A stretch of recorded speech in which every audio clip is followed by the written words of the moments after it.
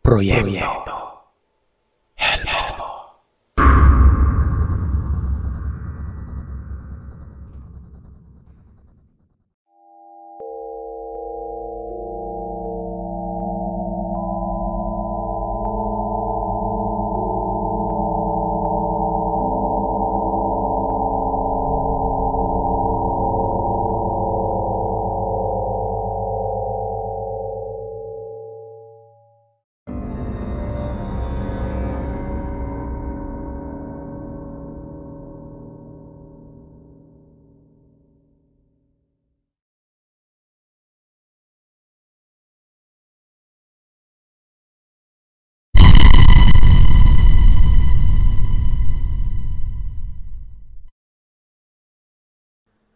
Mapagpalang araw sa inyo, Sir Seth. Ako po ulit si Pleng, yung may karanasan patungkol sa hallway sa PGH. Ibabahagi ko lamang yung hindi ko man karanasan, kundi karanasan ng mga taong nakapaligid sa akin. Karanasan nila tita sa kwarto ng mama ko, sa dati naming bahay, sa may sukat. Simula nang mamatay ang mama ko taong 2003. Opo, Sir Seth. Namatay si mama kaparehas ng taon matapos niyang makonfine sa ospital sa PGH. Ginusto na lamang ni mama na bumalik sa sukat nun at hindi na kami bumalik sa Bacoor.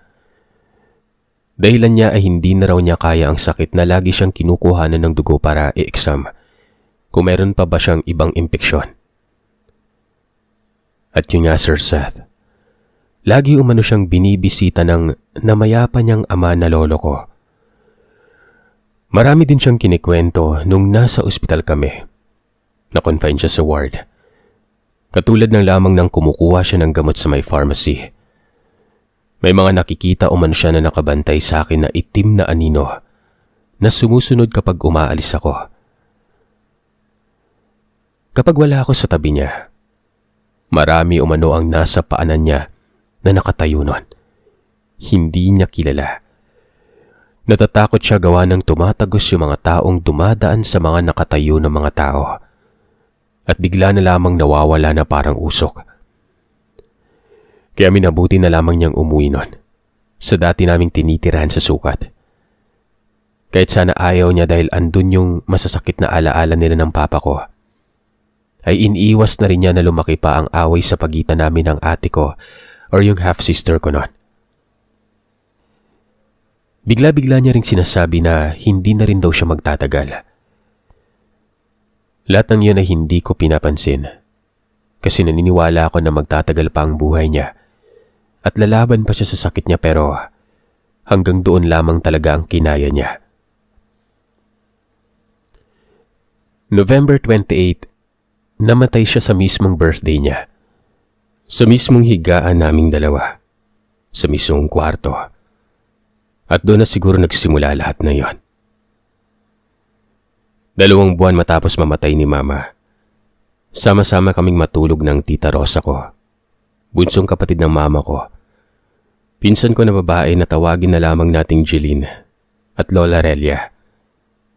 Sa isang kwarto, katapat ng pinto ng kwartong pinagkamatayan ng mama ko. Yung kwartong tinutulugan namin. Maraming magtatanong siguro kung bakit sa iisang kwarto kami, pwede naman na sa kwarto ng kinamatay ng mama, di ba? Wish ko lang, Sir Seth, ay ganun sana kami katapang, pero sa pagkamatay ng mama ko, naisama niya rin po sa hukay ang mga sekretong tinatago niya ng matagal na sa akin at sa amin.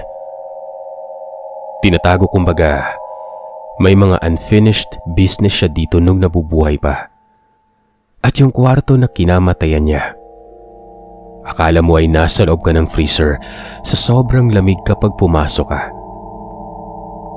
Yung daliri mo, kahit saan mo idampi sa mga gamit na naroroon, nagmumoist. At kapag pumasok ka ay makakaramdam kayo ng galit, matinding lungkot, at parang hindi masusukat na panghihinayang sa buhay. Maliban doon ay napaka-gloomy ng buong kwarto. Tinanggalan na ng kortina para maiba yung aura ay ganun pa din madilim. Nanatiling nakasarado ang kwarto na yun ng 1 taon. Dahil noong mga lumipas na 3 buwan pagkatapos ng kamatayan ni Mama, hinahayaan lamang yun ni Tita na nakabukas. Pero sinara niya yon nung may mga kakaibang pagpaparamdam siyang unti-unting naramdaman. Minsan ay nagtitimpla siya ng kape sa may kainan o lamesa. Dalawa kasi yung loob ng kwarto.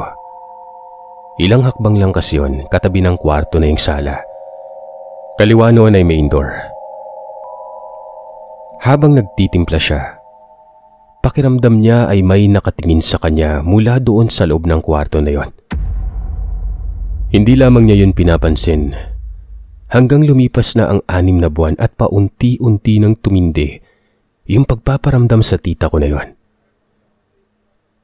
Tuwing nagtitimpla siya noon ng kape sa gilid umano ng mga mata niya, ay may naaaninag siya na nakaupo sa kwarto na kapag tinitingnan niya ay wala naman. At paano bang uupo ay matagal nang sinunog yung kama at yung katre ay nakasandal naman sa pader noon. Walang uupuan kumbaga. At dumating na ngayong araw na napagdesisyonan na ng tita ko na isara na yung pinto ng kwarto. Nung isang umaga kasi habang nagtitimpla siya ng kape at nakikinig ng music sa radyo, sinasabayan pa niya ng tugtog ng Carpenters na Close to You.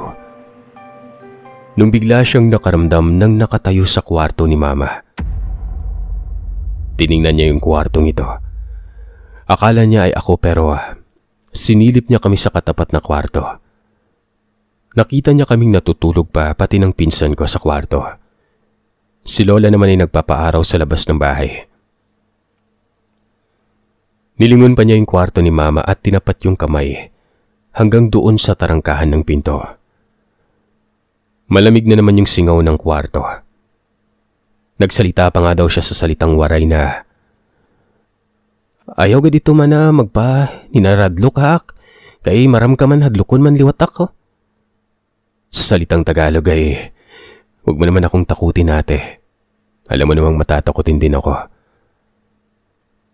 Aapat lang din naman kami sa bahay na yun dahil wala pang asawa si tita ng mga panahong ito. Bumalik siya sa lamesa at pakanta-kanta ulit nun. Hindi na siya umupo. Pagkababa niya ng tingin sa baso niya para haluin yung tinitimpla niya, nagulantang siya. Hindi siya kaagad nakagalaw. Tapos hindi na rin siya nakakanta nun. Gawa ng yung gamit niyang baso na stainless steel. Kitang-kita niya mula doon sa refleksyon ng mug. Isang aninong nakatayo sa tarangkahan ng pinto na tila pinagmamasdan siya.